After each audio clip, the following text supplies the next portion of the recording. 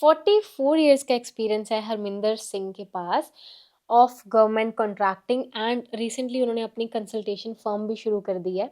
तो आज हम इस पॉडकास्ट में जानेंगे उनकी ज़िंदगी के एक्सपीरियंसेस का खजाना, जो कि वो हमारे साथ आज शेयर करेंगे। तो चलिए हरमिंदर सिंह जी, आज के सवाल जवाब के सिलसिले को शुरू करते हैं। थैंक्स फर्स्ट ऑफ ऑल जो आपने मुझे बुलाया इसके लिए। जर्नी क्वाइट गुड, बहुत अच्छी रही है। मैंने कंस्ट्रक्शन का काम शुरू किया 1981 से, उसके बाद करते हुए आ रहा हूँ। पहले अर्नेस्ट मनी में काम लेते थे, फिर बी क्लास हुए, फिर ए क्लास में गए, अब डबल ए क्लास में रजिस्टर्ड है राजस्थान वाटर रिसोर्सेज डिपार्टमेंट में। मैं लक्की राम के सबसे पहले काम जो मुझे मिला, बहुत मुश्किल जॉब था। एक बाईपास कंड्यूट बनानी थी, मैकेनिकल प्लस सिविल वर्क था। कंस्ट्रक्शन ऑफ पावर हाउस के अंदर माही डैम, तो जिसमें हाइपरबोला पैराबोला शेप में भी शटरिंग थी। टफ जॉब था, लाइफ को रिस्क भी था, लेकिन वो काम मैंने सक्सेसफुली इन टाइम ख़त्म कर दिया। उससे काफ़ी मुझे एप्रिसिएशन मिली, प्लस कॉन्फिडेंस बिल्डअप हुआ कि to execute the work. Confidence भी काफ़ी बिल्डअप हुआ और अभी तक का मेरा वो सबसे बढ़िया काम हो रहा। ऐसे ऐसे कंस्ट्रक्शन चलती रही, क्योंकि प्रोजेक्ट में काम किया है। तो फिर मैं सोमकमला एक डैम था, उसके अंदर भी काम किया, डैम की कंस्ट्रक्शन में किया, एनी कट्स बनाए, कैनाल वर्क्स हैं, different type of works irrigation department में किए हैं और सब सक्सेसफुली कंप्लीट किए हैं। तो आपने इतने सालों में इतने सब कुछ करा है, राइट? गवर्नमेंट कॉन्ट्रैक्टिंग करी है, क्लेम्स डिपार्टमेंट में काम करा है, तो आपने रिसेंटली कंसल्टेशन भी शुरू करी है, तो आपका क्या मोटिवेशन रही है उसको लेके? ऐसे मैंने इतने साल में जब काम किया तो मैंने देखा कि कॉन्ट्रैक्टर्स को जो उनकी पेमेंट्स ड्यू होती है या जिस ढंग से कॉन्ट्रैक्टर को बेनिफिट मिलने चाहिए, विभाग नहीं देता, गवर्नमेंट के ऑफिसर्स नहीं देते। कई लोग अपनी मजबूरियों के कारण नहीं देते हैं, क्योंकि गवर्नमेंट्स के नियमों के कारण, और कई ऑफिसर्स जानबूझ के इंटेंशनली भी परेशान करने की कोशिश करते हैं। पहले तो मैं ये सब कर रहा था, कुछ ठेकेदार आए, उनको राय देता था, सक्सेसफुल भी होते थे। अब कई लोग आने लग गए, तो मेरे से उनको देखा नहीं जाता। मतलब कई लोग इतने आकर रोने लग जाते हैं, कईयों ने अपनी प्रॉपर्टी बेच दी, कईयों ने अपने बेटी की शादी हो रही है उसके लिए गोल्ड रखा हुआ है तो गोल्ड बेच दिया। मतलब आपको एक्सप्लेन नहीं कर सकता कि कॉन्ट्रैक्टर्स की क्या हालत है, ठेकेदारों की। कारण यही है कि उनको इतने पता नहीं किसी चीज़ के लिए, और काम किया हुआ उसका भुगतान नहीं देते हैं ऑफिसर बराबर। ये सब देख के फिर मैं पहले अब से कंसल्टेंसी शुरू कर दी। इससे पहले भी मैंने कंसल्टेंसी दी कईयों को, तो वो सक्सेसफुल ही रही है। अभी हाल फिलहाल मैंने 2-3 साल पहले के करीब 3 केसेस डाले थे कोर्ट के अंदर, कंसल्टेंसी देके। वो ठेकेदार आया, मतलब इतना परेशान था वो कि मैं कई जगह गया, कईयों वकीलों के पास गया, ऑफिसर्स के पास गया, इंजीनियर्स के पास गया, सब जगह से उसे निराशा ही मिली। फिर वो मेरे पास आया, तो मैंने उससे कहा, तुमने मेरे पास किस लिए आया? कहता, नहीं आपकी बात बहुत सुनी है मैंने, तो आप ये किसी हालत में हमें। उसने पूरा काम खत्म कर दिया था। वो पानी एनीकट की कंस्ट्रक्शन का था, काम भी पूरा कर दिया, जो उसकी स्टोरेज होती थी पानी की होनी चाहिए जिसके लिए एनीकट बनाया जाता है, वो भी काम पूरा सब कर दिया, लेकिन उसको एक पैसा नहीं दिया। 40 लाख का कॉन्ट्रैक्ट है, ऐसे 3 कॉन्ट्रैक्ट्स अलग-अलग हैं उसके। तो तीनों में बस यूँ ही ऑफिसर ने लिख दिया काम क्वालिटी का नहीं है, झगड़ा हो गया उससे, बस सारे एमबी में एंटर्ड है, सब खारिज कर दिए। मेरे पास आया, तो कि वो ये काम था उसको, एक 38 लैक्स का था, एक 39 लैक्स का होगा, एक 20 लैक्स के आस-पास होगा। तीनों में एक पैसा नहीं, मतलब उसको दिया हुआ था। तो वो तीनों के लेकर आया, बोलता है कि कर लो, मतलब मैं काफ़ी हो गया, मकान बिक गया, प्लॉट बिक गए, गोल्ड बिक गया, सब कुछ है और कोई केस को पकड़ ही नहीं रहा है। उसने मैं कहा तू फिर चल फाइल लेकर आ, क्योंकि तो उसने फाइल लेकर आया तो मैं देखी, फाइल स्ट्रॉन्ग थी, सब कुछ था, कोई उसकी कोई गलती नहीं थी, देखा जाए तो। तो मैंने कहा पहले एक फाइल में तू इसमें कितने एक्सपेक्टेशन कर रहा है? कहता काम मैंने पूरा कर दिया है, एमबी में एंट्री कम कर रहे हैं, सब कुछ है, और 20-22 लाख रुपया मतलब मिल जाए चलो ठीक है, काम तो मेरा ज़्यादा हुआ हुआ है। मैं तूने जो पूरा काम किया पूरा पैसा मिलेगा, इस पे तू चिंता मत कर। पर इसके लिए अब क्या है, नई गवर्नमेंट आई, इन्होंने एक कमर्शियल कोर्ट बना दिया। पहले सिविल सूट होता था, तो उसमें 25-25, 30-30 साल लग जाते थे, तो कोई हिम्मत नहीं करता था। मैं भी पहले सिविल सूट पे हिम्मत नहीं करता था। कमर्शियल कोर्ट बनने से बहुत आराम हो गया है। तो इसमें भी जजेस होते हैं, वो देखते हैं, बुलाते हैं दोनों को, उसके हिसाब से फैसला देते हैं। तो उसका केस बनाया, आप मानोगे नहीं, उसका टोटल 38 लाख का बनाया मैंने। मूल 38 लाख समथिंग रुपए, और प्लस उसके ऊपर जो भी ब्याज है वो मांगा। तीनों केसेस उसके सबमिट कर दिए, 2.5-3 से साल से लड़ते आ रहे हैं कोर्ट में, सब कुछ है। एक की अभी जजमेंट हुई है कोई आज से कोई 10-15 दिन पहले। जज ने 1 पैसा नहीं काटा। जितना हमने माँगा पूरा पैसा दिया। मतलब आपको मैं 38 लाख कुछ रुपए है, तो उसमें से 1 रुपया भी कम नहीं किया उसने। पूरा का पूरा जजमेंट में दिया। हाँ, रेट ऑफ इंटरेस्ट कम कर दिया। मैं 12% पर एनम से कहा था, उन्होंने वो 6% पर एनम के हिसाब से दिया है। और बाकी 2 केसेस भी सिमिलर ही हैं, तो मैं भी पूरी श्योर हूँ, वो भी इसी ढंग से उसका जजमेंट होगी। तो ये जब जजमेंट आती है हमको खुशी मिलती है कि भी किसी के हमने आँसू पहुँचे। ये तो है नहीं कि उसमें से मतलब अब उस आदमी का मत जिस दिन मैंने उसको नोटिस भेजा कि ये जजमेंट हुई, आप मानोगे नहीं उसके फ़ोन में बात करते-करते आँखों में से पानी आ गया, कि मीन्स एक का इतना हो गया, सब कुछ है। और फिर जो भी फीस जमा करते हैं हम केस को लड़ने के लिए, कोर्ट फीस होती है, वो भी मिली है। बस उसके ऊपर ब्याज नहीं मिलता, तो वो भी जज ने दी है। पूरा का पूरा पैसा वापस जजमेंट में दे दिया है। अब टाइम पीरियड होता है गवर्नमेंट के पास 90 दिन, जो भी है आगे, तो उसकी भुगतान हो जाएगा, मुझे श्योर हूँ। तो आपने इतनी हद तक उनकी हेल्प करी है, राइट? नहीं तो हाँ, दिल की बहुत खुशी होती है, मतलब एक तरह से इसीलिए मैं गया हूँ, बहुत हालत खराब है, ठीक कॉन्ट्रैक्टर्स की। इतनी तरह दबाव में रहते हैं, नियम अनुसार टाइम के एग्रीमेंट के हिसाब से भुगतान नहीं मिलता है।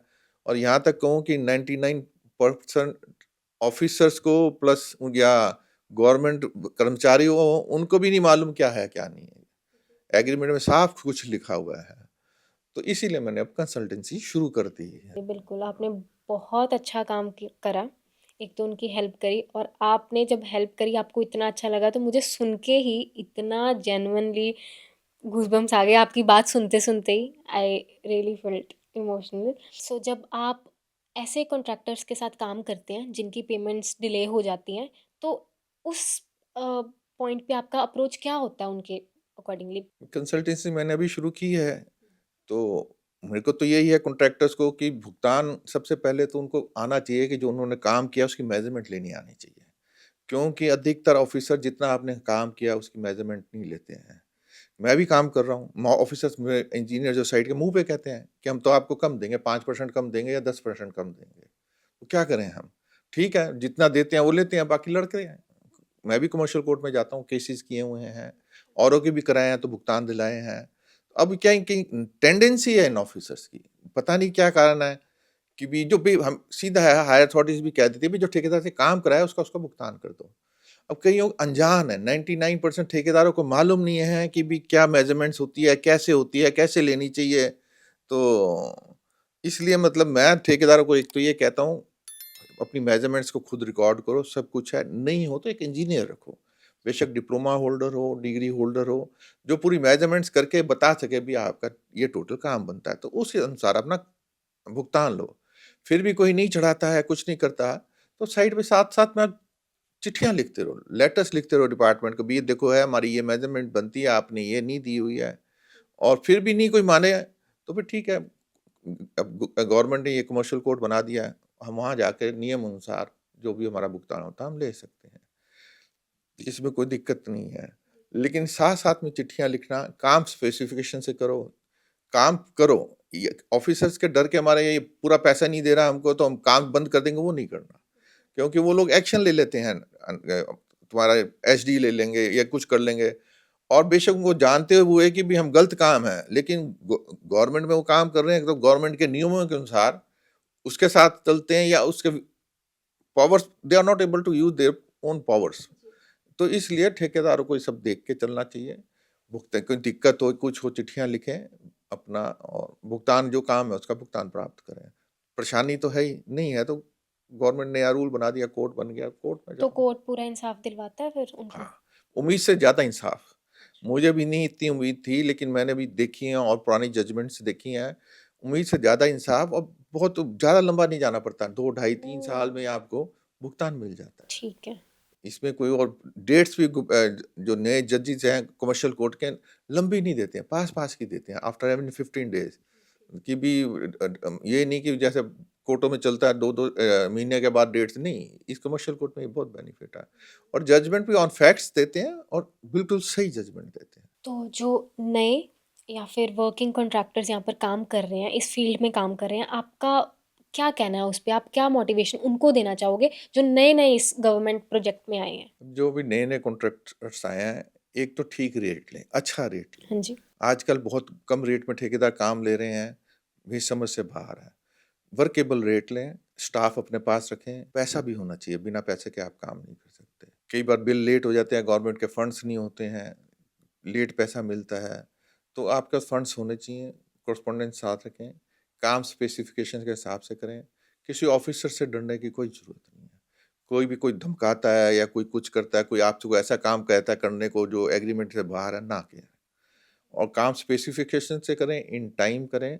कई जगह दिक्कतें भी आती है, ऐसा है विभाग ने लिखा हुआ है कि हम आपको हैंडिंग ओवर ऑफ साइट देंगे इन टाइमली, कई बार नहीं होता, उन्होंने कंपनसेशन पे नहीं किया होता है, सब कुछ है, तो उसकी चिट्ठियाँ लिखें बराबर। जो भी हिंड्रेंसेस आते हैं गवर्नमेंट को बताएँ, लिखें। वो मानती है कि नहीं मानती वो बात दूसरी है। अगर हो सके तो किसी का रिकॉर्ड्स हो तो साथ में रखें आप, इनक्लोज करें। फिर भी क्या ऑफिसर्स मैंने अधिकतर देखे हैं कई मानते नहीं हैं। नहीं है तो फिर काम को आप पूरा कीजिए, फिर आपके पास ये कमर्शियल कोर्ट है, इसमें अपने आकर जो भी अपने हक के जो पैसे बनते हैं वो लें। तो आपके 44 इयर्स ऑफ करियर में आपके हिसाब से लॉन्ग टर्म का सक्सेस के लिए क्या करना चाहिए? लॉन्ग टर्म तो ठीक है, लॉन्ग टर्म हुआ उसी वक़्त सक्सेस भी मिल सकती है प्रोवाइडेड रीज़नेबल रेट में काम लें। काम लेने से पहले साइट का इंस्पेक्शन कर लें, भी वहाँ आराम से सब साधन है, अप्रोचेज़ हैं, लेबर अवेलेबिलिटी है, मटेरियल है, ग्रेवल है, सैंड है, सब कुछ उपलब्ध है। उसको आप पूरा सर्वे करके रीज़नेबल रेट भरें। ये ना देखें कि दूसरा ये कम रेट भर सकता है, ये भर सकता, कॉम्पिटिशन पे रेट मत लीजिए। वो रेट अपना कोट कीजिए जो वर्केबल हो और जिसको आप अफ़ोर्ड होकर काम कर सकते हैं। लेबर के अरेंजमेंट और सब कुछ हो। साथ-साथ आप कार्य जैसे ही शुरू करें, एग्रीमेंट जैसे ही होता है, विभाग से वो चिट्ठी लिख के उनसे माँगे कि भई हमें यहाँ पे एक तो साइट प्लान दो, वर्किंग ड्राइंग्स दो, कहाँ का क्या काम करना है वो बताइए आप हमें, क्योंकि टेंडर में ये कहीं नहीं लिखा होता। जी शेड्यूल होता है उसमें लिखा होता है कि आपको चलो 100 किलोमीटर चुनाई करनी है, ये नहीं लिखा होता कि कहाँ करनी है। तो आप तो वैसे ही आपका एग्रीमेंट होता है, वर्क ऑर्डर मिलता है, आप विभाग से लें, वर्किंग ड्राइंग से लें। अगर आप नहीं लेंगे और कोई काम वो दूसरे ढंग से कराएँगे तो परेशानी आएगी, वो आपके ऊपर बात डाल देंगे, क्योंकि विभाग अधिकतर काम कराता है एस्टीमेट के हिसाब से नहीं कराता। तो आप सबसे पहले एस्टीमेट कॉपी लीजिए, उनको राइटिंग में दीजिए कि अभी एज़ पर क्लॉज़ 7 ये हमें आप मंथली पेमेंट रिलीज़ करेंगे, ये सब कुछ है। और अपने पास एक इंजीनियर रखें कि ताकि जो भी आपका काम किया हुआ है उसका आपको बराबर भुगतान मिले। अगर आप खुद मेज़रमेंट ले सकते हैं तो बहुत बढ़िया, और अपना खुद बिल बना कर दें। और विभाग से फिर बिल में आप चेक कर लें, विभाग जो भुगतान करता है उसमें कोई अंतर है तो इमीडिएटली एग्जीक्यूटिव इंजीनियर जो काम कराता है उससे आप डिस्कस करें। वो मान जाता है तो ठीक है, अधिकतर मान जाते हैं जो काम है, तो ठीक है, नहीं मानता तो राइटिंग में दें, काम बंद ना करें, काम आप पूरा करें। गवर्नमेंट का मतलब मौका मत दें उनको कि आपके ऊपर कोई एक्शन ले लें। एक्शन क्या होता है, एक तो रहता है कि ठेकेदार ने काम लेट किया, कुछ किया तो क्लॉज़ 2 के हिसाब से पेनल्टी लगाते हैं। तो वो भी जो सिक्योरिटी डिपॉज़िट होती है उसमें से काट लेते हैं या रनिंग बिल में से काट लेते हैं अमाउंट। और फिर 3 होता है एक एक्शन 3, 3 ये ऐसा होता है कि 2 में तो आपसे पूरा पैसा कवर अप कर लेंगे और आप वो काम 3 तब होता है जब आप काम छोड़ दो बीच में और वो फिर काम किसी और से कराएँगे टेंडर कॉल करके, तो उसका और आपके रेट में जो डिफरेंस है वो भी रिकवर करेंगे। तो ये बहुत एक्शन बहुत खतरनाक होता है। विभाग बेशक हम सही भी हैं तब भी वो लेगा। उन्हें अपनी विभाग के क्या ऑफिसर्स को क्या है, उन्हें अपनी नौकरी बचानी है। आज तक किसी ने नहीं देखा कि कोई विभाग के ऑफिसर को, गवर्नमेंट ऑफिसर्स को कोई सज़ा मिलती हो। ये एक बहुत बड़ा ड्रॉबैक है हम ठेकेदारों के लिए। बीच में एक रूल बना था आज से 15-20 साल पहले कि भी अगर कोई ठेकेदार केस लड़ता है और उसको ब्याज देना पड़ता है, तो ब्याज उस कंसर्न्ड ऑफिसर्स की तनख्वाह में से कटेगा। ये हर डिपार्टमेंट का था, ये नहीं पुलिस लाइन ले लो, हॉस्पिटल ले लो, जो भी कुछ करना है यस नो कर दो फाइल, उस कोई दिक्कत नहीं आती थी। ये लेकिन ऑफिसर्स ने देखा कि उनको परेशानी है, सब कुछ है, वो जुल्म कर नहीं सकते, ठेकेदारों के ऊपर मनमानी भी नहीं कर सकते, तो वो करके गवर्नमेंट से वो क्लॉज़ हटवा दिया। तो आज की तारीख में हम सही हैं, सब कुछ है। जज से भी मैं 1-2 बार मैं केसेज़ चल रहे हैं, डिस्कशन होती है, बोलता है, "जी, आपके तो सिंह साहब तो बहुत केसेज़ हैं।" तो मैं सब हैं तो क्या करें बताओ? अब आपके सामने सब चीज़ें, अगर हम गलत हो तो हमारे ऊपर जुर्माना लगाएँ। लेकिन आपसे ये रिक्वेस्ट है, अगर हम कई कई केसेज़ में सही हैं, और हम गलत नहीं है, तो कोई ऐसी चीज़ निकालें कि एक्शन जो व्यक्ति या जो ऑफिसर्स के कारण ये परेशानी हुई है, उसको कुछ सज़ा दें या कुछ उसको सीआर खराब करें, कुछ करें। तो वो कहते हैं कि यार ये तो मुश्किल है हमें देना, जज साहब कहते हैं कि या ज़्यादा हम आपको ब्याज दे देते हैं। तो सब इंटरेस्ट से कोई फुलफिल तो नहीं होता, सब चीज़ें हैं। तो ये गवर्नमेंट को भी रिक्वेस्ट है मेरी कि उनको भी कोई एक ऐसा नियम निकालना चाहिए कि अगर कोई ठेकेदार का भुगतान बनता है और ऑफिसर ने जानबूझ के उसको रोका है इंटेंशनली, तो उनको भी पनिश किया जाए। तो बाकी ये देखें, ठेकेदार को संभल के रहना चाहिए। साथ साथ साथ चिट्ठी लिखते जाएं, काम को छोड़े ना, काम को पूरा करें। आप हमें ये भी बताएँ कि अब तक के आपके करियर में आपने ऐसे क्या उतार-चढ़ाव देखे हैं, जो आप चाहते हो कि अभी जो न्यू जनरेशन के जो भी आपकी फ़ील्ड में लोग आएँगे, वो ना ये फेस करें? मैं तो जब से काम कर रहा हूँ बहुत उतार चढ़ाव। जी। जो मैं सबसे पहले वाला ये काम कर रहा था, मैं उस वक़्त ऑफ़िसर सोचते थे नया-नया लड़का है, अनमैरिड था, मैं नया-नया आया था, तो वो बहुत टिपिकल वर्क था, means construction of bypass conduit का काम था, मैकेनिकल जॉब भी था, सिविल भी था। तो उस वक़्त एक मैंने देखा वहाँ जीएससीसी कंपनी में आकर भी काम कर रही थी, तो उस वक़्त ये था कि मैंने देखा अधिकतर गवर्नमेंट के ऑफ़िसर्स कॉन्ट्रैक्टर को काम नहीं करने देते थे। जान के कोई उसके ऊपर एक्शन ले लेंगे, कुछ कर लेंगे, जितने भी ठेकेदार उस पीरियड में मैंने देखे, वो सब काम छोड़ के भागे हैं वहाँ। एक मैं ही था, मैं भी पावर हाउस में काम कर रहा था, कोशिश कर रहे थे विभाग वाले। तो मैं क्या कर रहा था, खुद भी मैंने इंजीनियरिंग किया, सब समझता था। तो एक साइड पे ही एक रजिस्टर शुरू कर दिया था। उसमें क्या खुदाई करके विभाग ने देनी थी और हमने उस पे भी लेइंग करना था कंड्यूट का।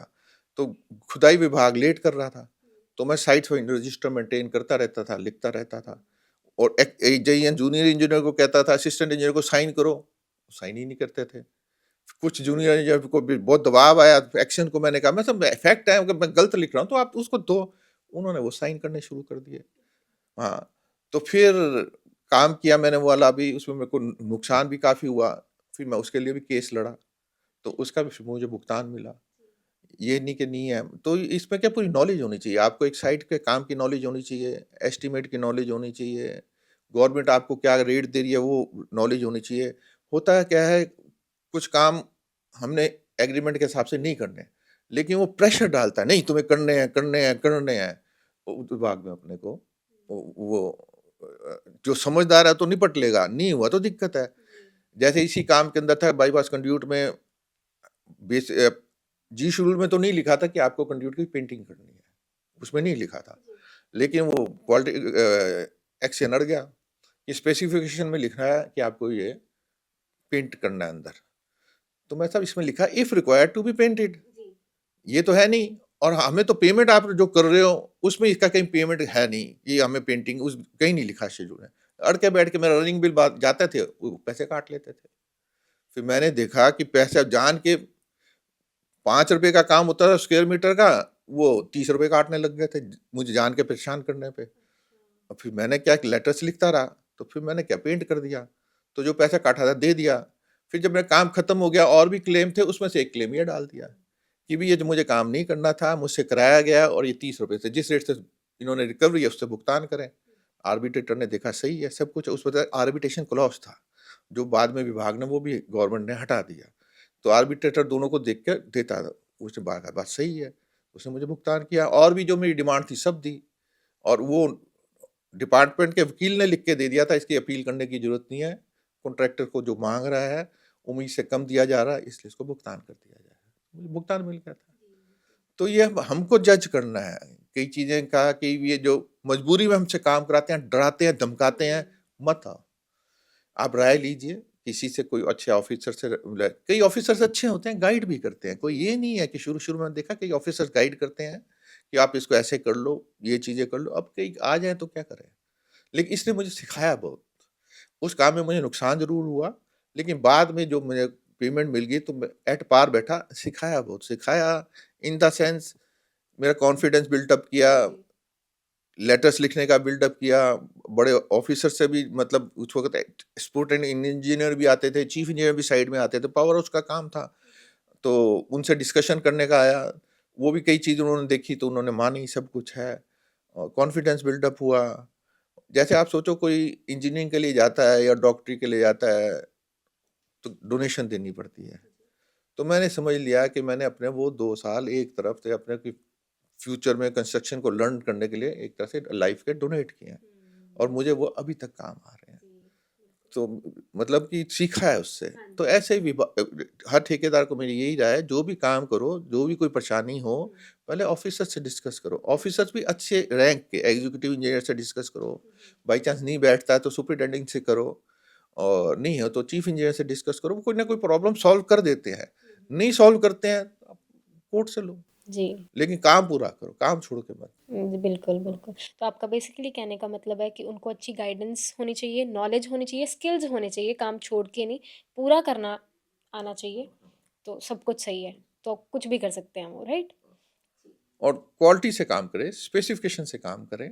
तो अगर हम पहले की बात करें और अब की बात करें, बहुत कुछ टेक्नोलॉजी में भी चेंज हो गया है, रूल्स में भी चेंज हो गया है, राइट? तो आपने खुद को उस फैक्ट के साथ कैसे अप टू डेट करा?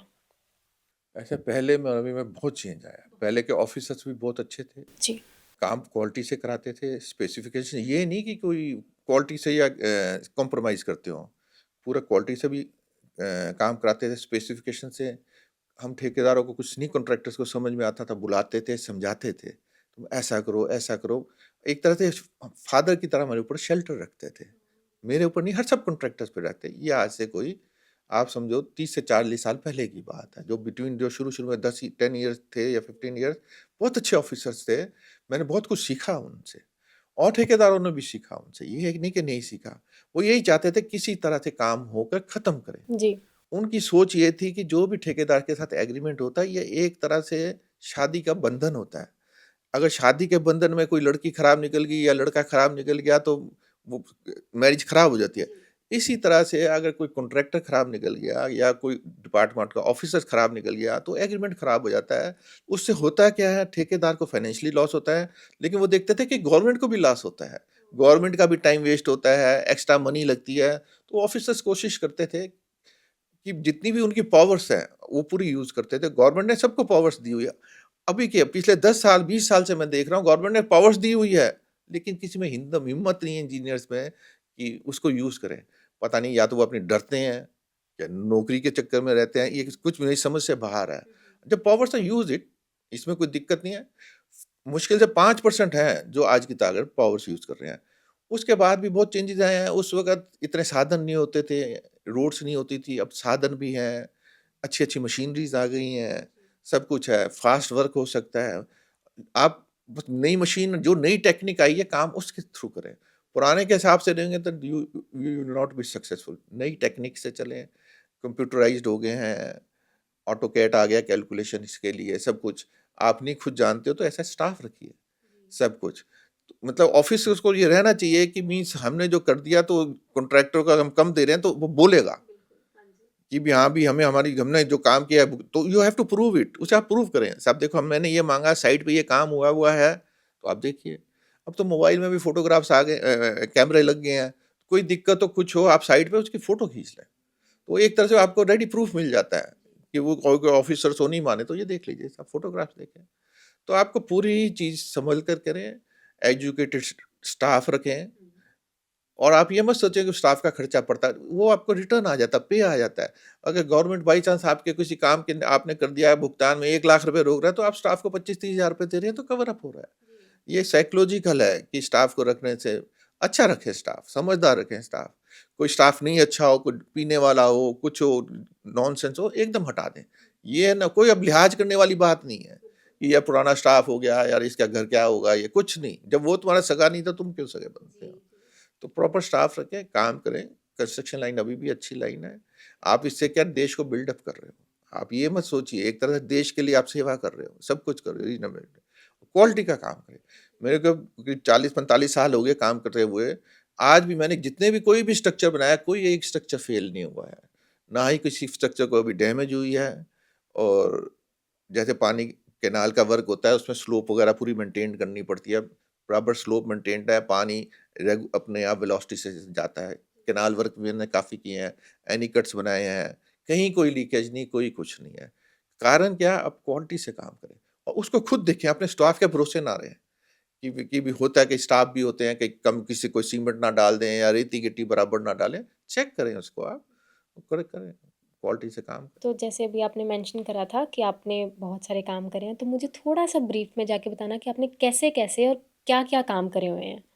सबसे पहले तो मैं बताया जो मेरे को अभी तक का सबसे अच्छा काम जो मेरी किस्मत अच्छी थी पहला मिला कंस्ट्रक्शन ऑफ बाईपास कंड्यूट था। ओके।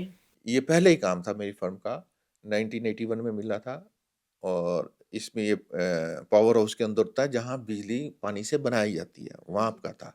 तो मैंने उस काम में एक ये सीखा भी कैसे बिजली बनती है पानी से, हाइडल प्रोजेक्ट था वो पूरा का पूरा। तो आप डैम डैम डैम अलग काम है, अच्छा। डैम डैम ये है वो पानी को रोकता है। हाँ जी। डैम का काम है कि अपने को पानी का तो वो डैम का भी समझा क्योंकि पावर हाउस तभी चलता है जब डैम बना हो। जी। तो डैम को भी ना की पूरी एक लेवल होना चाहिए, इसके सेंटर लाइन होनी चाहिए पानी की, डैम के बिना पावर हाउस नहीं बन सकता। पानी बिजली बनती है पावर हाउस से, हाइडल से। कहाँ से? पानी से। पानी कैसे रुक सकता है? डैम से। तो ये गवर्नमेंट अपने सोर्सेज़ से निकालती है, अपने आप रिवर से, बेल्ट से, जीटी शीट देख के कि कहाँ आप डैम बनाएँगे, तो इनको पानी की ज़्यादा नेसेसिटी रहेगी। किस्मत अच्छी थी, सबसे बड़ा माई प्रोजेक्ट का डैम मेरे को काम करने गया, जो मेरे ख्याल से एशिया का बिगेस्ट अर्दन डैम है, वहाँ पे काम करने को मिला। तो मैंने बहुत कुछ सीखा, पानी को किस ढंग से चलता है, उसकी वेलोसिटी और इसके पानी को जैसे पावर हाउस में से बिजली जनरेट करते हैं, तो हमारा बाईपास कंड्यूट का मतलब ये था कि बिजली बनाते हैं इनटेक से, तो कभी जैसे बिजली उस इनटेक को मेंटेन करना हो, उसको जहाँ से बिजली बनती है सबको, तो पानी को निकालने के लिए एक बाईपास कंड्यूट बना दिए, कि वो पानी को यहाँ यूटिलाइज़ करने, पानी वहाँ से चले जाए नहरों में और उसको इसकी सफाई वगैरह कर लें। तो वो काम मैं देख रहा था, सुपरवाइज़ नहीं कर रहा था, तो दूसरे काम कर रहे थे गवर्नमेंट, तो मैं देखता था। बहुत अच्छा एक्सपीरियंस मिला मुझे। उसमें लाइफ़ का भी खतरा था, कोई ये नहीं कि नहीं था, कई लोगों की जो दूसरे डिपार्टमेंटल काम चल रहे थे, डेथ वगैरह भी हुई है, कई तो हाइट से गिरे हैं, सरियों के बीच में जाकर गिरे हैं। मैं लकीली बहुत बचाव हुआ मेरा अभी। एक बार कोई गैस का था हमारा अ, मतलब तो वो भी एक बार ब्लास्ट कर गई थी, गैस की टंकी थी, लेकिन बचाव हो गया, सब कुछ है। तो लकीली बहुत कुछ सीखा और मेरे को या मेरे किसी भी वर्कर को, लेबर को कोई डैमेज नहीं हुआ। उसके बाद फिर मैंने और काम किए, काफ़ी काम किए। इसके तजुर्बे से अब ये हो गया कि मैं घबराता नहीं था डिपार्टमेंट के ऑफ़िसर से। वो कहते थे एकदम रिप्लाई दे देनी। फिर मैंने डैम पे बनाया, डैम क्या है? सोमकमलम्बा डैम है, उसमें कंस्ट्रक्शन की है, डैम पीपीआर ट्रस्ट की है। कैनाल लाइनिंग बहुत की हुई है मैंने। एन एनीकट्स बहुत बनाए। एनीकट्स क्या होते हैं? एक रिवर वो चल रही है, तो उसमें एक वो एनीकट अभी तो है कि जो जो भी नहर का लेवल है उस नदी का, उससे 2 मीटर हाइट तक कर सकते हैं। तो एनीकट बनाने से क्या फ़ायदा होता है? पीछे 2 मीटर की हाइट में थ्रू आउट पानी रुका रहता है। तो वो कहाँ काम होता है? जिस जगह बनता है, उसका वाटर टेबल ऊपर हो जाता है। लोगों पशु वगैरह आते हैं नहाने के लिए, काम आता है। और फिर कोई वहाँ वो फ़िल्टर लगा देते हैं, पानी पीने के लिए भी काम में आता है और खेती-बाड़ी के लिए काम में आते हैं, पानी वगैरह पंप लगाकर लोग ले जाते हैं। वो काम किए हैं, एक्वेडक्ट्स बनाए हैं। एक्वेडक्ट्स क्या होते हैं? एक तरह से ब्रिज है, कैनाल ब्रिज है। 2 पहाड़ियाँ हैं, पानी लेकर जाना है, रोड होती है तो दोनों पहाड़ियों में रोड बन जाते हैं। वो एक कैनाल की शेप में बना देते हैं एक्वेडक्ट वगैरह आरसीसी का, कि इस पहाड़ी से उस पहाड़ी तक लेकर जाएँ। ये एक्वेडक्ट्स भी मैंने बहुत बनाया, कम से कम 30-35 एक्वाटेक बना दिए हैं। अभी तक कोई किसी में लीकेज नहीं है, कोई फेलियर नहीं है। सब ठीक है, इसमें एक तो अपना काम अच्छा किया है, सब कुछ है, ऊपर क्या भगवान की भी मेहरबानी है, ये है। और अपने स्टाफ की भी मैं दाग देता हूँ कि उन्होंने भी मैंने जैसे इंस्ट्रक्शन दी इसको मेंटेन किया। आप ये मत सोचिए कि ऑफ़िसर्स के कारण, उनका है वो आते हैं सुपरविज़न करते हैं। अब उनके पास वर्कलोड इतना होता है, कई जगह तो ऐसे अप्रोचेज़ ही नहीं होती थी। तो वो बराबर आ नहीं पाते थे साइड में डेली के डेली। लेकिन इंस्ट्रक्शंस रहती थी, हमने काम किया, सारा कुछ है। तो उससे क्या हमारे को भी खुशी मिली। आज मैं बोल रहा हूँ कि कोई नहीं कह सकता, औरों के कइयों ठेकेदारों को मैंने देखे हैं, कुछ ना कुछ डैमेज हुए हैं, कुछ हुआ है, सब कुछ है। तो सही है और ठेकेदारों को भी कहूँगा काम क्वालिटी से करें। अब वो वक़्त आ गया उतना ही काम करें जितना आप सुपरवाइज़ खुद कर सकते हो, किसी के भरोसे ना करें। उस हिसाब से करें और कम रेटों में काम मत लें, इससे अच्छा है घर पे बैठे रहें, कोई माँगने वाला, कोई कर्ज़दार तो नहीं हुआ, सब कुछ है। और पैसा हो तो भी काम पकड़ें। ठेकेदारी लाइन अभी भी अच्छी है, कोई बुरी नहीं है और अच्छा आदमी रखें। अभी जैसे एक ठेकेदार का मेरे पास फ़ोन आया था कि उसको काम कर रहा था, उसने एक स्टेडियम बनाया था, काम भी कर दिया, फाइनल बिल भी उठा लिया। तो उसका फ़ोन आया, काम किए हुए 2 साल हो गया मुझे और फाइनल बिल भी ले लिया है। तो ऑफ़िसर मुझे डरा-धमका रहा है कि वहाँ खे नेचुरली स्टेडियम है तो जंगल वगैरह उगता ही है, घास उग देते हैं, कई जगह पेड़ उग जाते हैं, वो सब काटने के लिए कह रहा है। तो क्या करना है इसके अंदर? तो मैं कहा तू तो सबसे पहले उस एक्सयूवी को लेके आया कि साहब मुझे राइटिंग में दे दो। या आपको जंगल क्लीयरेंस कराना है, ये मुझे राइटिंग में दे दो। मैंने उससे पूछा कि बोलता है ये मैं पहले काम कर चुका हूँ। जब काम शुरू करना था आइटम थी हमारी एग्रीमेंट में, काम कर दिया उसको, मुझे पेमेंट भी मिल गई। अब वापस ये जंगल आ गया है या कुछ ये घास उग गया या छोटे पेड़ उग गए हैं, वो कहता है कि आपका डिफेक्ट लायबिलिटी पीरियड 3 साल है। इसमें जो कुछ होगा ये आपको करना है। मैं नहीं, हमें नहीं करना। तो उसको लेटर को लिए लिखने को कहा। उसने उससे कहा तो बोलता है एक्शन तो कहता है मैं कोई चिट्ठी नहीं लिखूँगा। ये तुम काम नहीं करेगा तो तुम्हें जो सिक्योरिटी डिपॉज़िट मिलनी है मैं उसमें से पैसे काट लूँगा, ये कर लूँगा, वो कर लूँगा, सब कुछ है। तो बहुत घबराया हुआ था।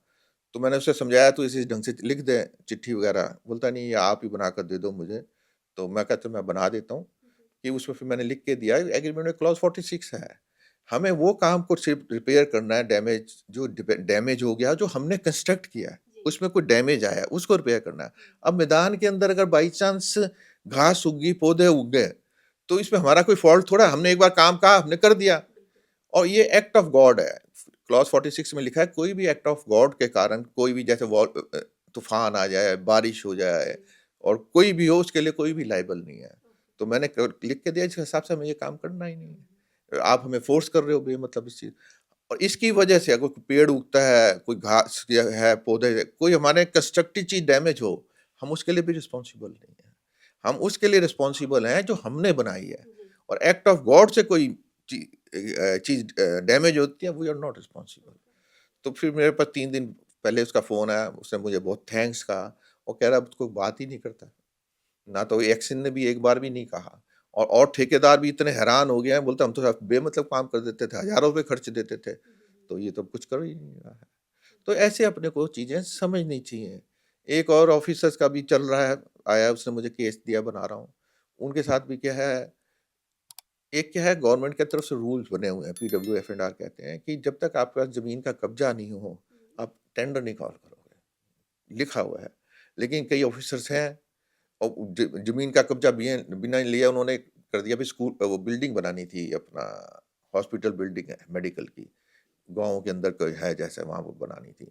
ज़मीन उनके पास थी नहीं, तो उन्होंने कहा कि उसने जाके साइट वगैरह देख के आया काम करने से लेने से पहले 2 साल पहले गया, साइट देख के ऑफ़िसर ने बताया कि यहाँ काम करना है आपको।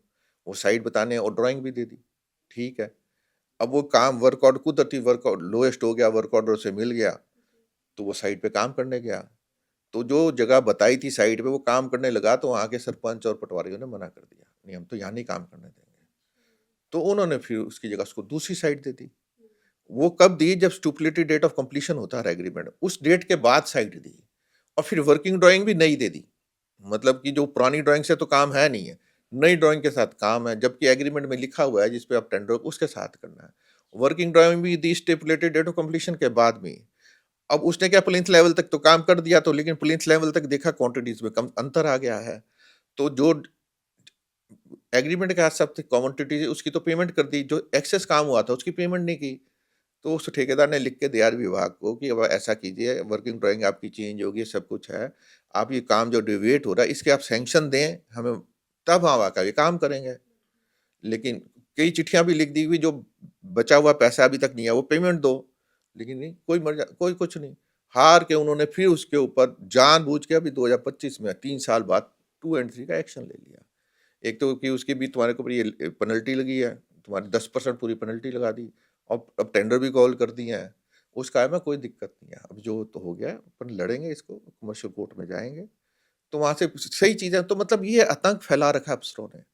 क्यों वो अपनी सिर्फ़ नौकरी बचाने के लिए ये नहीं देखते कि उस ठेकेदार के बाल-बच्चे हैं, सब कुछ है, फ्यूचर ख़राब कर रहे हैं, जबकि वो गलत नहीं है और विभाग गलत है। भई तुम्हारे पास ज़मीन ही नहीं तो टेंडर क्यों कॉल किया है? में अंडरस्टैंडिंग देनी पड़ती है, टेंडर कॉस्ट के पैसे लगते हैं, अपना अर्नेस्ट मनी लगते हैं, उसके बाद आपने अनबैलेंस बिड की वो बैंक गारंटीज़ ली हुई हैं, कितना ठेकेदार का पैसा लग गया है और आप बेमतलब जब ठेकेदार की गलती तब भी एक्शन ले रहे हो। तो मेरे ऑफ़िसर्स को भी ये रिक्वेस्ट है, ठीक है आपको कुछ हाथों से बंधे हुए हैं, लेकिन जो चीज़ आपको पावर्स है, जब पता है ज़मीन गलत दी है सब का तो उसका एक्सटेंशन दे दो। डिवेट हो गया काम, वो डिवेशन इसलिए नहीं कहते कि कल हायर अथॉरिटी उनको चार्जशीट ना दे दें भी तुम लोगों ने ढंग से एस्टिमेट ही क्यों नहीं बनाया। तो बहुत आजकल की बहुत परेशानी है। गवर्नमेंट को भी ये देखना चाहिए, जैसे मेरा ये कोई एक काम है किया हुआ और एक ठेकेदार का 5 साल हो गए को काम को खत्म किए हुए। 5 साल हो गए अभी तक उसका ना तो मुझे फाइनल बिल की पेमेंट दी है, सिक्योरिटी डिपॉज़िट हालाँकि लिखा हुआ है एग्रीमेंट में कि आपको 9 मंथ्स में तो हर हालत फाइनल बिल पास करना है। लेकिन अब ऑफिसर्स हैं, चीफ इंजीनियर फाइल गई है, दबा के बैठ गए हैं, 5 साल हो गए कोई सिर में जूं नहीं रेंगती, चिट्ठियाँ लिखी हुई हैं प्रेसिडेंट को, प्राइम मिनिस्टर को, चीफ मिनिस्टर को मुझको 21 जगह लिखी हुई है मैंने लेटर, लेकिन फिर हार के फिर मुझे कोर्ट में जाना पड़ा। हाई कोर्ट में गया, रिट ऑफ मेमोरेंडम लगाया, तब अब हाई कोर्ट ने चीफ इंजीनियर को डायरेक्शन दिया है कि आप जो भी है इतनी 4 साल से लेकर क्या कर रहे हो इस केस को? 4 साल हो गए काम खत्म हुए तो आप क्या कर रहे हो बैठे? तो आपको जिस ढंग से हालाँकि एक्शन ने प्रपोज़ करके भेजा हुआ टाइम एक्सटेंशन केस है, विदाउट पेनल्टी का सब है। अभी तक नहीं, इसको सैंक्शन करो और उसका जल्द से जल्द भुगतान करो। लेकिन फिर भी 1 महीने का पीरियड दिया, आज उसको 3 महीने हो गए हैं, तब ये कुछ नहीं कर रहा विभाग। मतलब उनको तो हाई कोर्ट की डायरेक्शंस की भी कोई चिंता नहीं है। तो उसका मैं कंटेम्प्ट का लगाया, अब देखो कोर्ट में क्या जजमेंट होती है, क्या है, कंटेम्प्ट ऑफ कोर्ट लगाया हुआ है। तो इतनी परेशानियां हैं, सब मतलब ठेकेदारी भी अब पहले जैसा काम आसान नहीं है। तो मैं तो विभाग को, गवर्नमेंट को रिक्वेस्ट करता हूँ कि भी कोई ऐसा रूल बनाए कि अगर विभाग के ऑफिसर्स के कारण कोई लेट होता है कुछ है तो उनको भी पनिश करें। ठेकेदार एक दिन लेट हो जाता है, आप पेनल्टी लगा देते हो। यहाँ इतना टाइम हो गया, 5-5 साल किसको कहते हैं? उसका कितना इंटरेस्ट बैठता है, हम कहीं से कोई पैसा ठेकेदार पकड़ के लाता है, ब्याज पे लेकर आता है, ब्याज वाले तो मांगेंगे टाइम से पैसे। बैंक से लेता है, बैंक से किस्तें टूटती हैं, सीबीएल खराब होता है, कोई लोग जेवर बेचते हैं, कईयों की जमीनें जाती हैं। आप सोच नहीं सकते कि ठेकेदारों का क्या हाल हो रहा है। तो इसीलिए मेरा गवर्नमेंट को भी रिक्वेस्ट है, इसके बारे में सोचें। जैसे टेंडर सैंक्शन के लिए टाइम पीरियड लिमिट बांधी हुई है, वैसे भी टाइम एक्सटेंशन की भी लिमिट बांध दें। जब भी एक्चुअल डेट ऑफ कंप्लीशन में काम खत्म होता है, जिस किसी ने भी सैंक्शन करना है, वो विद इन 2 मंथ्स, 3 मंथ्स को उसको डिसाइड कर दे। जो भी करना डिसाइड, कुछ इनके ऊपर भी बंदिश डालें। बाकी देखो आगे, परेशानी तो है ठेकेदारी में। ऐसा कोई प्रोजेक्ट अग्रीमेंट हो आपके पास जो आपके प्लान के मुताबिक नहीं गया हो, राइट?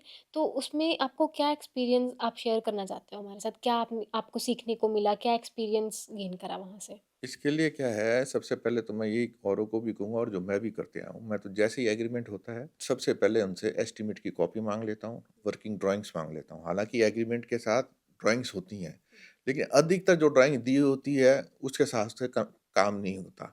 ये फिर वर्किंग ड्राइंग होती है, साइट पोजीशन के हिसाब से देते हैं, उस हिसाब से होता है। क्योंकि कई जगह जैसे काम करना है, काश्तकार काम नहीं करने देते, विलेजर्स नहीं करने देते, तो वो थोड़ा चेंज कर देते हैं, तो फिर ड्राइंग चेंज हो जाती है। तो इनसे मैं राइटिंग में ले लेता हूँ। कि आप वर्किंग ड्राइंग दीजिए और कहाँ-कहाँ, क्या-क्या काम करना है वो बताइए। वो बताते हैं तो अधिकतर क्या है केसेस में, कुछ में तो वो उसके हिसाब से काम हो जाता है, लेकिन अभी मैं पिछले 5-7 जो एग्रीमेंट किए हैं, तो सब कामों में क्या है, एग्रीमेंट में तो कुछ और ड्राइंग है और कुछ और काम। काम तो वही है जो बिल ऑफ क्वांटिटीज़ में लिखे होते हैं कि आपको इतनी चुनाई करनी है, इतनी कंक्रीटिंग करनी है, इतनी मेसनरी करनी है, एक्सकवेशन करनी है। लेकिन कहाँ-कहाँ करनी है वो एग्रीमेंट के हिसाब से, एस्टीमेट के हिसाब से नहीं करते हैं। तो फिर मैं क्या करता हूँ, उनसे माँगता हूँ और नेचुरली उसमें डिफ़रेंस आता है, लेकिन मैं काम उनके हिसाब से कर देता हूँ।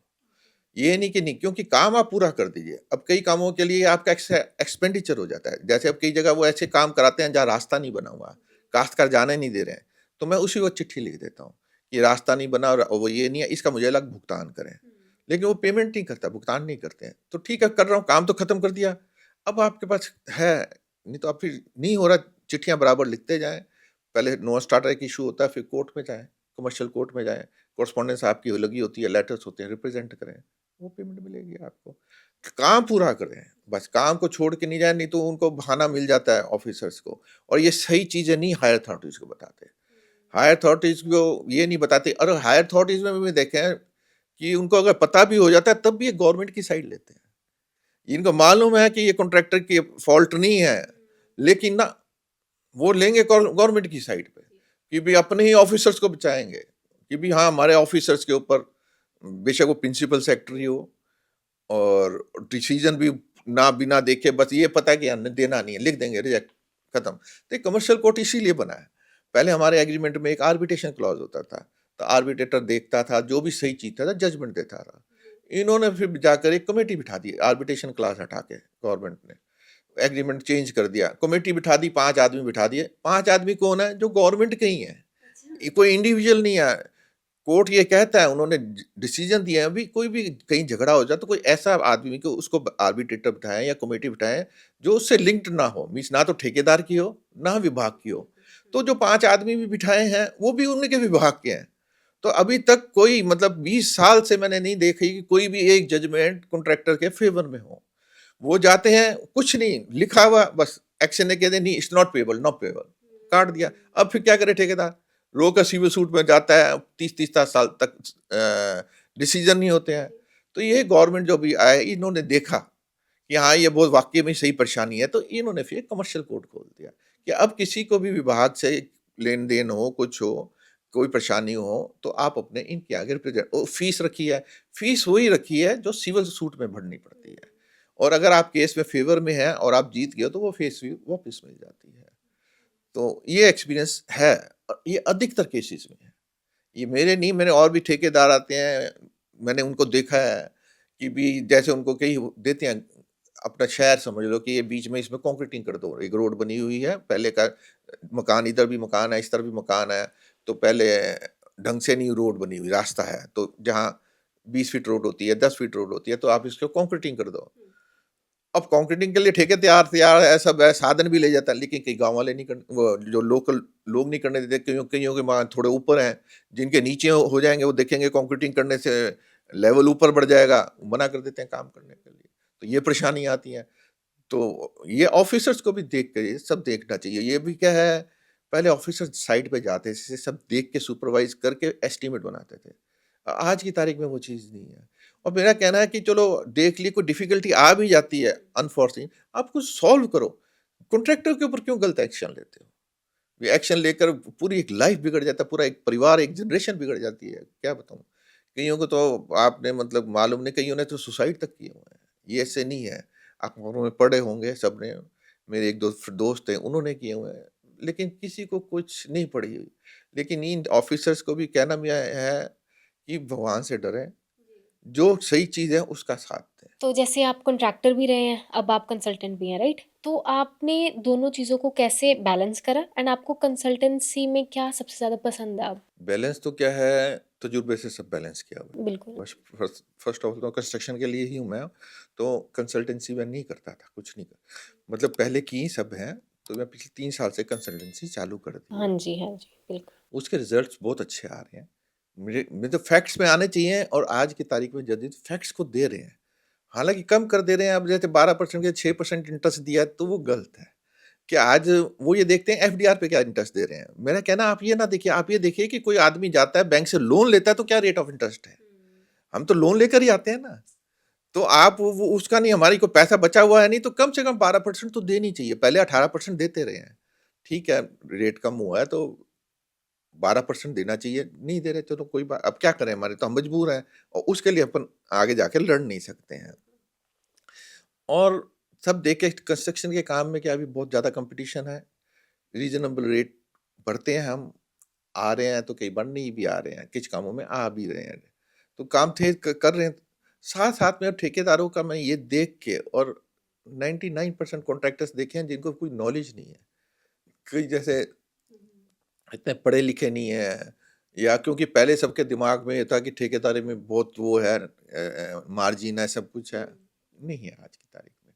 और बिना नॉलेज के आज की तारीख में आप काम करेंगे तो ऑफिसर्स ही कर, गवर्नमेंट ऑफिसर्स के एम्प्लॉइज़ हैं, वो क्योंकि गवर्नमेंट के नियमों से बंधे हुए हैं, वो क्रश कर देते हैं। नियमों को यूज़ कर सकते हैं, पावर अपनी यूज़ नहीं करते हैं। अगर पावर यूज़ करें तो कोई दिक्कत नहीं है। आफ्टर ऑल उनको तो नौकरी डिपार्टमेंट को करनी है, उनको तो महीने की तनख्वाह आनी आ जाएगी। ठेकेदारों को तो नहीं है ना, ठेकेदारों को तो कितनों को पैसे देने पड़ते हैं। तो ये सब कुछ देख के, सबकी परेशानी समझ के मैंने अब शुरू कर दी है कंसल्टेंसी, पिछले 3 साल से। आ रहे हैं लोग, 3 शेप में मैंने शुरू कर दी है। एक तो मैंने की है सिर्फ़ कंसल्टेंसी।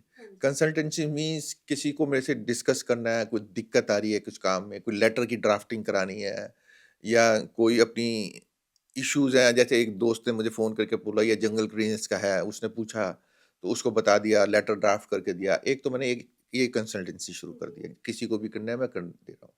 दूसरा मैंने शुरू कर दिया है कि किसी ने कोई काम ले लिया, प्रोजेक्ट ले लिया पूरा, तो वो पूरे प्रोजेक्ट को वो मुझे एग्रीमेंट बता दे, सब कुछ करे, वर्क को एग्जीक्यूट करे। तो साथ-साथ में as per rule, as per law, as per agreement जो भी कॉरेस्पॉन्डेंस करनी हो, जो कहीं उसकी पेमेंट की दिक्कत हो, कहीं पेमेंट उसको कम मिल रही हो, कुछ हो, तो वो भी शुरू कर दिया है कि कोई भी अब करना चाहे तो मैं वो भी कर देता हूँ। पूरा प्रोजेक्ट आप दे दें, काम आप एग्जीक्यूट करें, कॉरेस्पॉन्डेंस फाइल और आपकी पेमेंट्स वगैरह का, और क्या पता कोई आप काम कर रहे हो और उसका भुगतान नहीं कर रहे हैं या कोई क्लेम बनता हो, कुछ हो, वो भी शुरू किया। थर्ड पॉइंट है क्लेम्स का, कि जैसे कोई काम खुलता नहीं, मैंने खुद करना सब कुछ है, तो वो मेरे से डिस्कशन कर लें, तो मैं देखूँगा कि भी काम किया है और जो उसको भुगतान नहीं मिला, कोई क्लेम बनता है, तो वो मैं दिलवा दूँगा। ये 3 हेडिंग्स के तीनों मैंने शुरू कर दिए हैं काम अब। सब कुछ देख-दूख के शुरू तो मैं 3 साल से कर रहा हूँ, कई लोग अब करा रहे हैं, काफ़ी पॉज़िटिव आ रहा है, सब कुछ है। तो अब जैसे जजमेंट भी ठीक आई तो उससे भी दिल को खुशी होती है। मेरे ख़्याल से ये शायद इतिहास ही होगा कि जो पैसा माँगा हो किसी जजमेंट पे जो अभी हुई है, और कोई कॉन्ट्रैक्टर्स भी माँगते होंगे, तो माँगते ज़्यादा हैं तो मिलता कम है। मेरे वाले केस में मैंने जो माँगा है, ₹1 भी कम नहीं किया, सिर्फ़ रेट ऑफ इंटरेस्ट कम हुआ है, वो दिया है। तो इसलिए मैं तीनों तरह की शुरू कर दी है। किसी को कोई मतलब कोई परेशानी हो, कुछ हो, बहुतों को परेशानी है इस चीज़ की। तो टाइम चाहिए और इसमें डिले नहीं होना चाहिए, साथ-साथ में ही चलेगा। आप कोई भी काम डिले करते हो, एक इसमें भी लिमिटेशन एक्ट है। लिमिटेशन एक्ट आता है गवर्नमेंट की, कोई भी चीज़ आपने कर दी और भुगतान है ले रहे हैं, 3 साल के बाद नहीं माँग सकते। जो काम आप माँग रहे हो स्टिपुलेटेड डेट ऑफ कंप्लीशन से 3 साल पहले ही माँगो, 3 साल तक। हाँ, उसके बाद नहीं। और मैं तो जैसे दिक्कत आती है उसी वक़्त माँग लो, क्योंकि जितनी लेट आप माँगोगे उसपे जो कोर्ट फीस लगती है, उस लेट पीरियड के पे अमाउंट पे भी लगती है। जितनी जल्दी माँगोगे तो अमाउंट कम बनेगा, तो उसमें कोर्ट फीस कम लगेगी और आपको जो पैसा है, जजमेंट है, जल्दी आएगी। केस वही लड़ो जिसमें सही हो, मैनिपुलेटेड केस नहीं लड़ना। कई हैं, 1-2 आए थे मैनिपुलेटेड थे, तो मैंने मना कर दिया, उनको समझा दिया। मैं देख इसमें मेरा टाइम भी खराब होगा, आपका भी टाइम खराब होगा और इसमें कुछ मिलना नहीं तो क्या फ़ायदा उसको लड़ने का? इसको लड़ो ही मत। वो रिजेक्ट हो जाते हैं, नहीं हमारा पैसा लग रहा है, सब कुछ है। मैं कहा मैं नहीं कर सकता, कि मेरे पास इतना टाइम, मैं उसी के लिए लूँ जिसके लिए रिज़ल्ट फ्रूटफुल हो। तो यही एक चीज़ें मैंने अभी शुरू कर दी हैं और कॉन्ट्रैक्टर्स को भी यही कह रहा हूँ टाइमली सब चीज़ें करें, पढ़ा-लिखे अपने इंजीनियर्स रखें। कोई अगर ऐसा स्टाफ है जो जिसमें कोई गलत आते हो, कुछ हो, उसको एक इमीडिएटली कोई लिहाज़ करने की ज़रूरत नहीं है, कुछ नहीं। ये है मेरा सबको हाँ कहने जी, का। हाँ जी। आप ऐसा बताइए जैसे आपके पास कितने सारे क्लाइंट्स आते हैं, तो आप अपना ट्रस्ट कैसे बिल्ड करते हैं उनके ऊपर? जो ख़ास करके जब कोई टफ़ क्लाइंट्स आते हैं जिनका थोड़ा केस उलझा होता है, तो क्या आप उनको फिर सजेस्ट करते हैं? मैं ट्रस्ट बिल्ड नहीं करता, उनको ट्रस्ट होता है वो इसलिए खुद ही आते हैं। होती है, बिल्कुल। मुझे बिल्ड करने की ज़रूरत ही नहीं है, क्योंकि मैं जानता हूँ, मेरे को सब चीज़ें मालूम है, कि भी कैसे लेना है, क्या नहीं है, as per law, as per agreement. मैं किसी को नहीं बुलाया आज तक। वो आए हैं तो मेरे पास ही आए हैं। हाँ, हाँ। और आते सबसे पहले मैं उनको कह देता हूँ कि तुम्हारे पास एडवोकेट को पैसे देने के लिए प्लस जो भी कोर्ट फीस होती है उन्हें बता देता हूँ इतनी बैठेगी। अगर हो तो आप केस को लड़ें, नहीं हो तो मत लड़ें। बीच में केसेज़ ऐसे भी आए हैं 4-5, वो जो मेरी फीस होती है कंसल्टेंसी मुझे दे गए। फिर बाद में उनके पास पैसों का इतना इंतज़ाम ही नहीं होता कि कोर्ट फीस लड़ सकें सारा। तो कई क्यों क्यों मार्केट में बहुत टाइट पोज़ीशन है, मैं तो इनको कहा है भी किसी तरह नहीं तो लड़ो ही मत केस। अगर आपके पास नहीं है, तो वो एस्टीमेट बता देता हूँ उनको कि टोटल कितना बैठेगा और फिर वो मिलता भी है। अब ये जो 2-3 जजमेंटें भी हुई हैं, तो अब काफ़ी लोगों के फ़ोन मेरे पास आ गए हैं। मैं तो बोलता नहीं, तो और उन्हें उसको बताते हैं, एक के माउथ स्पीकिंग है, पब्लिसिटी होती है, कि वो एक के ऊपर फिर दूसरे से जाते हैं, कंसल्ट करते हैं। कइयों के पास डॉक्यूमेंट्स पूरे नहीं होते हैं, यार ये हमारे पास एग्रीमेंट कॉपी नहीं है, कुछ नहीं, तो उसमें टाइम लगता है। मैं ये सब में मिल जाएँगी। आरटीआई एक एक्ट ऐसा बना हुआ है, आरटीआई एक्ट। तो आप आरटीआई प्रॉपर ढंग से आप करें, तो कई आते हैं कहते हैं हम तो आरटीआई में माँगते-माँगते हैं, देते कुछ नहीं है, लेकिन उनका प्रोसेस नहीं पता। आरटीआई में प्रोसेस आप पूरी आप एप्लीकेशन दीजिए, जो आरटीआई के रूल्स है, ₹10 का पोस्टल ऑर्डर लगा कर दीजिए, फिर वो डॉक्यूमेंट्स माँगिए, फिर वो डॉक्यूमेंट्स जब वो फिक्स कर देते हैं इतने, वो कहते हैं इतना पैसा जमा कराएँ, पैसा जमा करा के डॉक्यूमेंट्स ले लें। लेकिन कई ऑफिसर्स इतने बेशर्म हैं कि वो माँगने के बाद भी कागज़ नहीं देते हैं। तो उसके बाद फिर क्या है, 1 महीने तक नहीं मिले, तो आप उसमें कोई घबराने की बात नहीं, गवर्नमेंट ने रूल बनाया हुआ है। 1 महीने तक नहीं देता, तो आप उसका जो हायर अथॉरिटी है, उसको अपील करें, उसे फर्स्ट अपील कहते हैं, उसको अपील करें। उसमें एक फ़ायदा और है कि फर्स्ट अपील करेंगे तो अपने आप वो उनको कहेगा आप डॉक्यूमेंट्स दें और कोई इन्फॉर्मेशन चाहिए, कोई डॉक्यूमेंट्स चाहिए, फिर साथ में जो डॉक्यूमेंट्स के लिए पैसा लगना है, वो नहीं लगेगा, आपको फ्री ऑफ कॉस्ट मिलेगा। उसके ऊपर डॉक्यूमेंट्स के जो ₹2 पर पीस फोटोस्टेट के लेते हैं, वो नहीं देना पड़ेगा। क्योंकि डॉक्यूमेंट्स इतने हैवी होते हैं, 8-8, 9-9 हज़ार रुपए भी देने पड़ते हैं। इतनी ये आपसे मत छोटे ₹2 पर बहुत नॉमिनल है। 1000 पेज होते हैं, ₹2000 लग जाते हैं। तो फिर वो जो नेक्स्ट फर्स्ट अपील जिसको करेंगे, वो अपने आप उनको कहेगा। फिर भी कुछ नहीं होता, बाई चांस ये लोग कई जगह फर्स्ट अपील वाले भी साइलेंट रहते हैं। वो सोचते हैं कुछ नहीं, फिर कोर्ट बना हुआ है। एक कोर्ट दिया हुआ है आरटीआई का, हर एक का है, उस कोर्ट को उस सेकंड अपील उसको अप्रोच करें। वो अपने आप पार्टीज़ को बुलाता है और डिसाइड करके वो कॉपीज़ दिलाता है। अभी हाल में एक केस है कि भी एक उसमें भी पनिशेबल है, वो जज का आई एप्रिशिएट दैट जज कि भी एक ऑफिसर था, उसको एप्लीकेशन दी, उसने कुछ नज़रअंदाज नहीं किया। या तो उसने इंटेंशनली नहीं कर दिया, नहीं मीन्स उसको फॉलो नहीं किया या कोई स्टाफ्स के कारण, ये तो वो जाने भी you are the person you have to answer. तो उसने कुछ नहीं दिया, कोर्ट में गया, कोई कागज नहीं कुछ नहीं, डायरेक्ट मैक्सिमम फाइन है 25,000। उसने ऑफिसर्स के ऊपर 25,000 का पेनल्टी कर दी और प्लस और डॉक्यूमेंट्स मांगे। उन्होंने डॉक्यूमेंट्स भी दिए, उस ऑफिसर्स को, इंजीनियर को अपनी जेब से 25,000 देने पड़े। तो ऐसे ही मैं भी चाहता हूँ जज को, ये चीजें क्या है, आई अप्रिशिएट इट कि दूसरों के ऊपर जाएगी तो वो अपने आप इसको टाइमली सब चीजें देंगे, कागज देंगे। आरटीआई एक्ट भी बहुत अच्छा एक्ट है। आपके पास कोई डॉक्यूमेंट्स नहीं है, आप वो मांगे। कंसल्टेंसी फीस का वो ये कंसल्टेंसीज का ये बता दिया, वो किसी टाइप की कोई दिक्कत हो वो करें, कोई परेशानी की बात नहीं है। आज की तरफ मतलब गवर्नमेंट ने भी ऐसे न्यू रूल्स बना दिए हैं, गवर्नमेंट ऑफ इंडिया की तरफ से। ये दो, एक आरटीआई एक्ट और एक ये जो कमर्शियल कोड बन गया है, इससे मतलब कि फ्रीली पैसा मिलने लग गया, सही पैसा। ये नहीं कि गलत पैसा। कई लोग कॉन्ट्रैक्टर्स का मैंने देखा है, कमर्शियल कोर्ट में जाते हैं, गलत डिमांड करते हैं, लेकिन जज भी जो सही पैसा होता है वही देता है, गलत डिमांड का पैसा नहीं देता। आप ये मत सोचो कि जजेस को नहीं मालूम, सब समझते हैं वो क्या सही है क्या गलत है। तो सब पैसा मिलता है, सब बस रेट ऑफ इंटरेस्ट मेरे हिसाब से कम दे रहे हैं कि ये एज पर एफडीआर रेट ऑफ इंटरेस्ट दे रहे हैं, बल्कि देना ये चाहिए एज ए लोन, लोन पे जो रेट ऑफ इंटरेस्ट लगता है। खैर अपनी अपनी समझ है, सोच है। हाँ जी, बिल्कुल, बिल्कुल। आपके अब तक के करियर में कोई ऐसी चीज़ है जो आप अलग तरह से करना चाहते हो पहले से, अब चेंज करना चाहते हो उस चीज़ को, या फिर कुछ ऐसा माइलस्टोन हो जिस पे आप बहुत प्राइड फ़ील करते हो? माइलस्टोन है जिसमें प्राइड फील करता हूँ। सबसे बड़ा माइलस्टोन तो है जो मैंने अब सबसे पहले वाला काम किया, जी। कंस्ट्रक्शन ऑफ बाइक पास के power house number 1 of my project. वो एक तरह से अपने आप ही एक काम था। अधिकतर शटरिंग होती है रेक्टेंगुलर शेप में, स्क्वायर शेप में, तो वो शटरिंग थी हाइपरबोला शेप में, पैराबोला शेप में, जैसे अंडे के आकार में है। तो वो आसान नहीं थी शटरिंग, वो सिर्फ अपने को कैसे उसको मतलब उसको शटरिंग बनाए, वो भी अपने आप में था। फिर कंड्यूट का है, उसको बेंड देना है, तो वो भी एक कैलकुलेशंस होती है, हर कोई नहीं कर पाता। इंजीनियर्स भी हो, मास्टर्स भी कर लियो, बैचलर ऑफ उस वक़्त तो बैचलर ऑफ इंजीनियर से भी बहुत होता था, मास्टर्स तो बाद में आई है। तो वो भी अच्छे-अच्छे लोग नहीं कर पाते थे। तो वो करने को मिला, सीखने को मिला और फिर वहाँ पावर हाउस में कैसे बिजली जनरेट होती है, वो सब कुछ देखा मैंने अपने वहाँ से। वो माइलस्टोन को मैं भूल नहीं सकता। फिर एक और माइलस्टोन था, डैम का काम था, 12 उसके अंदर आपके नेपी पियर क्रस्ट थे, गेट्स वगैरह लगने थे। मैं नया ही कॉन्ट्रैक्टर था, समझो मेरे से भी बड़े-बड़े कॉन्ट्रैक्टर्स वहाँ थे। मैं उनमें सबसे छोटा कॉन्ट्रैक्टर था। मतलब कोरियम कहा जाता था और लोग ऑफिसर सोचते थे चलो उसमें सिलेक्शन होनी थी। 8 में से 4 सिलेक्ट होने थे क्योंकि 4 एग्रीमेंट थे, तो उसमें मैं सिलेक्ट हुआ। तो कई ठेकेदार हैरान थे कैसे सिलेक्ट हो गया? लेकिन एग्जीक्यूटिव इंजीनियर बहुत अच्छा था, उसने मेरी सारी की सारी अपना रिप्रेजेंटेशंस देखी, सब कुछ हुआ, तो उसने मुझे भी सिलेक्ट किया। 8 में से 5 करने थे, हम 5 लोगों को क्वालीफाई किया। मैं सबसे यंगेस्ट था और अभी अपना इतना तजुर्बा नहीं था। तो वो सोचते थे कि भी ये लोग तो जल्दी जाएगा, लेकिन ऐसा रहा कि मैं उन 4 काम थे, उन सबसे पहले मैंने काम खत्म किया। इन मतलब उन सबसे पहले डेढ़ 2 साल पहले ही मैंने काम खत्म कर लिया। तो वो भी मेरी एक बहुत प्राइड की बात थी।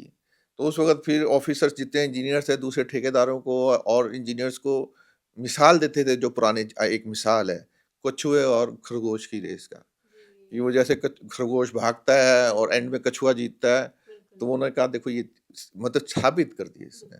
और वो उसमें भी मतलब विदाउट पेनल्टी टाइम एक्सटेंड हुआ, सब कुछ है। उसमें भी मेरे कई चीज़ें ऐसी डिपार्टमेंट ने कराई मेरे से कि जो नहीं मुझे करनी थी। लेकिन मैंने काम नहीं रोका। मैंने काम पूरा किया, चिट्ठियाँ लिखता रहा, आर्बिट्रेशन में लड़ा, उसमें अवार्ड हुआ मुझे। जो मैंने पैसा माँगा पूरा एक-एक पैसा मिला उसमें। उस तब आर्बिट्रेटर होता था। तो आर्बिट्रेटर ने हम दोनों को सुना, मुझे भी सुना, विभाग को भी सुना। उसने देखा विभाग पे लिखा है उसने पूरा। कुछ 150-200 पेज की जजमेंट दी है, ₹1 कम नहीं किया और सब में जजमेंट में लिखा है कि भी ये पैसा क्यों बनता है एज़ पर लॉ वगैरह। तो ऑर्डर हो गया ठीक है, भुगतान नहीं आया है, भुगतान के लिए कोर्ट में चल रहा है। एडीजे कोर्ट ने तो कह दिया भुगतान कर दे, वो विभाग फिर हाई कोर्ट गया हुआ है विभाग वो कि तो हाई कोर्ट में यह चल रहा है, तो मैं भी बहुत 100% श्योर हूँ कि उसका भी भुगतान मिल जाएगा। तो वो भी मेरी प्राइड की काम उसमें ये था कि सबसे जल्दी मैंने काम कर दिया, बिसाइड ऑल कॉम्पिटिशन। फिर उसकी यहाँ तक एक पोजीशन ये पहुँच गई थी, जो हम 4 में से 3 ठेकेदार में से 1 ठेकेदार था, वो पूरा काम बराबर नहीं कर पा रहा था। तो विभाग वालों ने मुझे कहा वर्बल यार तुम इसका काम कर दो। साथ में ऐसा मैं नहीं कर सकता। अगर मैं इसका काम भी पकड़ लूँगा तो मैं अपना काम टाइमली नहीं कर सकता। तो उस काम को ख़त्म हुए भी 92 में ख़त्म किया 8 और 25 23 ईयर्स 33 ईयर्स हो गए हैं। और वो भी डैम का पूरा स्ट्रक्चर बना हुआ है, पानी रुकता है जिसका पूरा बारिशों का पानी आता है। सबके ही है, तो खुशी होती है कि देखो डैमेज नहीं हुई, कुछ नहीं हुआ, पानी का पूरी स्टोरेज है, सब है। तो वो भी मेरा एक माइलस्टोन था। और बाकी अब सीखने को आगे क्या है, अब ये है कि गवर्नमेंट के भी रूल्स चेंज होते रहते हैं। सबसे बड़ा बस एक अभी वो ये परेशानी है कि टाइम एक्सटेंशन जो अप्रूव करना होता है, हालाँकि एग्रीमेंट में लिखा हुआ है, हमारे साथ जो एग्रीमेंट होते हैं ऑन बिहाफ ऑफ गवर्नर के ऑफ राजस्थान के हिसाब से थे। उसने फुल पावर्स एक्शन को दी हुई है। सब एक्शन को फुल पावर्स है। लेकिन शेड्यूल ऑफ पावर्स को देखकर या किसी ऑफिसर्स को अपनी पावर यूज नहीं करते, उसमें क्लियर कट लिखा है कि एग्जीक्यूटिव को फुल पावर्स है time extension, final time extension sanction करने की। कोई भी दिक्कत है टाइमली उसी का तो वो एक्शन ले ले, कोई यूज नहीं करता। उसमें ये भी लिखा हुआ है कि एट एनी कॉस्ट आपको final bill within 3 months contractor को देना ही देना है, नहीं तो maximum 9 months whatsoever the reason में भी। लेकिन वो भी नहीं हो रहे, 5-5 साल हो जाते हैं। अफ़सर हायर ऑफ़िसर्स हैं, नीचे वाले रिकमेंड करके भी भेजते हैं, दबा के बैठे हुए हैं फाइलें। वो 2-2 साल से पड़ी हुई है, हिलती नहीं है ऑफ़िसों में फाइलें। तो वो भी मैं एक चाहता हूँ गवर्नमेंट एक ऐसा रूल बनाए इसका भी, कि भी इसकी लिमिटेशंस रख दें, कि भी जो भी ये टाइम एक्सटेंशन जिसकी भी पावर है, from actual date of completion से विदिन 2 मंथ सैंक्शन करे, 3 मंथ सैंक्शन करे। एक्स्ट्रा आइटम्स की भी ड्रॉबैक है इसके अंदर, कि उसकी भी बहुत कम पावर्स हैं, डेविएशन की भी है, भी जो भी आप इमीडिएटली करें। अब ऐसे अब कोई काम ऐसा है डेविएट हो गया है, पेमेंट आपने करनी नहीं, ना उसको वर्क ऑर्डर दे रहे हो, ठेकेदार को काम करो, तो फिर उसको पनिश क्यों करते हो? ये अभी ये कहना है, अब जैसे मैंने भी अभी काम खत्म किया है एक, कि भी जो bill of quantity D schedule के हिसाब से है, वो तो काम करा लिया, भुगतान कर रहे हैं, अभी तक किया नहीं है, 4 महीने हो गए हैं फिर भी। और जो डेबिटेड अभी तक सैंक्शन ही नहीं कराया, अब भेजेंगे सैंक्शन करने के लिए, मीन्स काम खत्म होने के बाद सैंक्शन के लिए भेज रहे हैं। तो कैसे कोई रूल बनना चाहिए गवर्नमेंट की तरफ से भी, कि कॉन्ट्रैक्टर्स की भी दिक्कत को समझें। कॉन्ट्रैक्टर्स भी इंसान है, वो भी they are also developing the country, nation. अगर आप समझो कि रोड्स नहीं बने, डैम नहीं बने, ब्रिज नहीं बने, ये सिर्फ इंजीनियर्स के कारण नहीं बन सकते। With the cooperation of contractors only they can construct it. तो उनकी जो जायज मजबूत दिखते हैं परेशानियां, उसको समझें तो सही।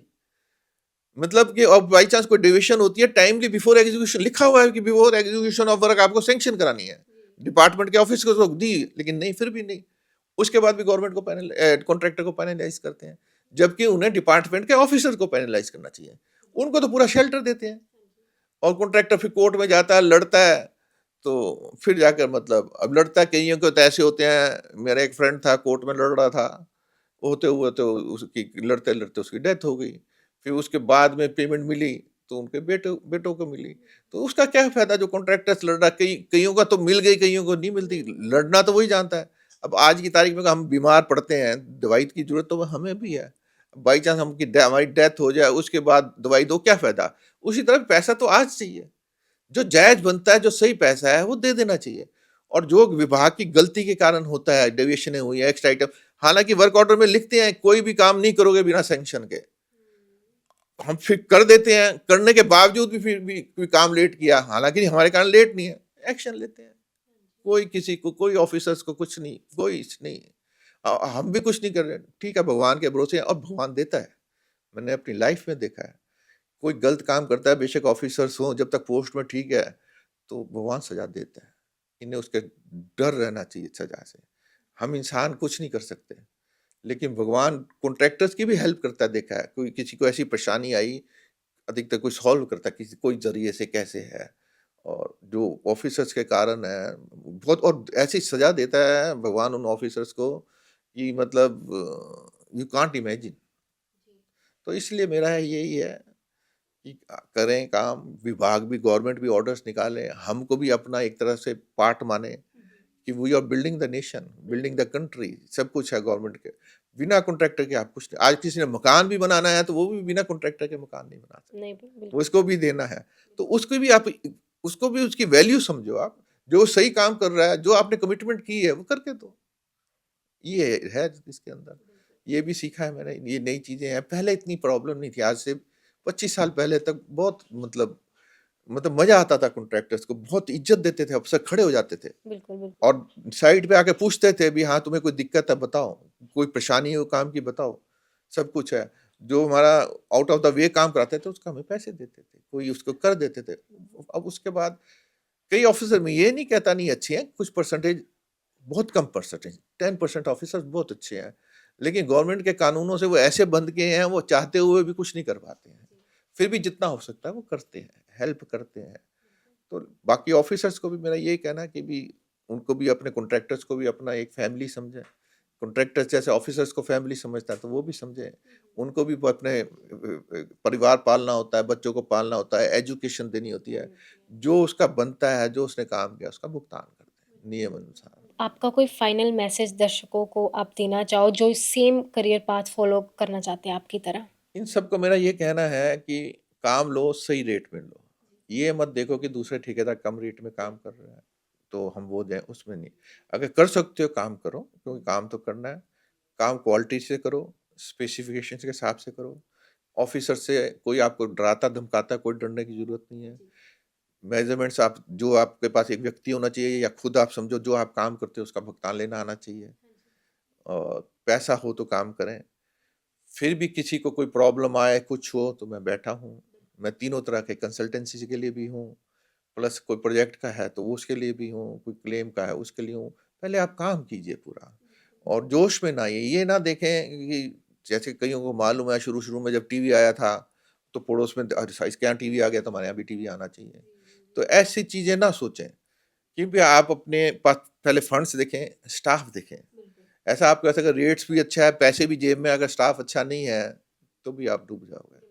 तो आपको स्टाफ सही रखें, आपको जज, हर किसी को मालूम है मैं कहाँ स्टैंड करता हूँ, कि मेरे अंदर क्या कमियाँ हैं, क्या अच्छाइयाँ हैं। जो अपने अंदर कमी है उसको दूर करें। आपका कोई स्टाफ भी है, समझता है समझे, नहीं तो निकाल दो उसको। कोई फ़ायदा नहीं उसको रख के, टेंशन पालने वाली बात है। और काम आराम से करें और क्वालिटी से करें। लाइफ इसका भी अच्छा है, कंस्ट्रक्शन का काम भी बहुत अच्छा है, लेकिन आप सिस्टमैटिक वे से करें, ये मेरा है। और पैसा हो उसके हिसाब से काम करें, जितनी अपने पास है, जितनी हम सोचते हैं हमारी हैसियत है कि इतना, उसी के हिसाब से आप काम लें। कोई एक काम हट जाता है तो दूसरा पकड़ें, आप ये मत सोचिए, नेवर बी डिसहार्टन। मैं भी हूँ, 10 काम भरता हूँ तो 1-2 आते हैं, तो वो सही आने चाहिए। कोई ज़रूरत नहीं है, कई अच्छे आ जाते, सही आ जाते हैं। तो इसीलिए कंस्ट्रक्शन लाइन कोई बुरी नहीं है, इसको ढंग से फ़ॉलो करें। कोई परेशान करे, कोई ऑफ़िसर, घबराने की ज़रूरत नहीं है, उनसे डिस्कस करें। बिल्कुल। पहले जूनियर लेवल को करें, नहीं होता असिस्टेंट इंजीनियर से करें, वो नहीं है तो एग्जीक्यूटिव इंजीनियर करें, वो नहीं है तो सुपरिटेंडिंग इंजीनियर से करें। कोई ना कोई आपको हल निकाल देता है, फिर नहीं कोई निकालता हल, काम कीजिए आप। वो बेशक कोई गलत काम भी कहता है, मीन्स आप ऐसा काम जो आपको नहीं करना कराना चाहता है, आप कर दो, उसके लिए लेटर मूव कर दो। फिर गवर्नमेंट की तरफ से सहूलत मिल गई है, अब जजमेंटें हो रही हैं, भुगतान हो रहे हैं ठेकेदार को जो सही माँग रहे हैं। ये अब वो नहीं है कि मीन्स कि उनका बस एक रूल बने कि भुगतान हो रहे हैं तो उन ऑफिसर्स के कारण भी, जिन्होंने भुगतान रोका है, they must also be punished. हम कॉन्ट्रैक्टर्स को तो पनिश कर देते हैं कि लेट हो तो पनिश कर देते हैं, लेकिन उनको कोई असर नहीं। ये गवर्नमेंट इसकी तरफ भी ध्यान दें। अच्छा खाएँ, अच्छा पिएँ, अच्छा काम करें, डिसहार्टेंड ना हो, कभी भी किसी वरीज से घबराओ मत, सबको आती है। जैसे रोड सीधी हो तो नेचुरली आप ये मान के तो उसमें एक्सीडेंट ज़्यादा होंगे। रोडें टेढ़ी-मेढ़ी होंगी तो लोग संभल के चलेंगे, उसमें बचाव होगा। इसी तरह से उतार-चढ़ाव जीवन में आते हैं, सब करते हैं, उसको आप फेस कीजिए और सक्सेस पाओगे आप। Well, thank you so much Harminder ji. अगर किसी को कोई भी कल को प्रॉब्लम आती है, उनको किसी भी गाइडेंस की ज़रूरत है, तो वो आपके पास एज़ अ क्लाइंट ज़रूर आएँगे। आई अप्रिशिएट यू आल्सो कि आपने भी इस के हिसाब से जो क्वेश्चंस पूछे, बहुत सही क्वेश्चंस पूछे हैं। जो इसके लिए चाहिए थे वही पूछे हैं। ये नहीं है कोई आउट ऑफ द लाइन आपने क्वेश्चंस पूछे हैं। और मेरे को भी जितना तजुर्बा था अपने हिसाब से मैंने उसके जवाब दिए हैं। फिर भी किसी को कोई गलती लग रही हो या कुछ चीज़ समझ में आ रही हो, तो मुझसे फ़ोन बिल्कुल। कंसल्ट कर लें। I will guide them. ऐसी कोई दिक्कत नहीं है। I am thankful to you.